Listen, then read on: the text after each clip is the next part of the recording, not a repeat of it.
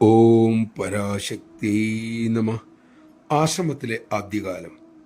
ഒരു ബ്രഹ്മചാരി പഴയ മന്ദിരത്തിന് പുറത്തിരുന്ന് ഒരു കടലാസിൽ എഴുതുന്നു, ഞാൻ പരബ്രഹ്മം, ഞാൻ പരബ്രഹ്മം.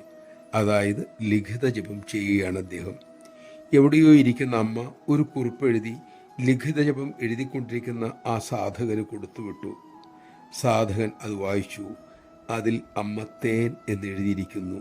മാത്രമല്ല അതിൻ്റെ താഴെ ഒരു വരി കൂടിയുണ്ട്, ഇതൊന്ന് നക്കി നോക്കൂ, മധുരമുണ്ടോ എന്നറിയാലോ. നമഃശിവായ. പരമമായ വേദാന്ത ജ്ഞാനം അനുഭവിച്ചറിയേണ്ടതാണ്. ബുദ്ധിയിൽ തിരികെ കയറ്റി വെക്കേണ്ട ഒരു വിവരമല്ല അത്. മനസ്സിൽ സൂക്ഷിക്കേണ്ട അറിവുമല്ല, അനുഭവിച്ചറിയേണ്ടതാണ്. അമ്മയുടെ കൃപയിലൂടെ കൂടെ മാത്രമേ നമുക്കതിന് സാധിക്കൂ. അതിനായി അമ്മ നമ്മെ അനുഗ്രഹിക്കട്ടെ.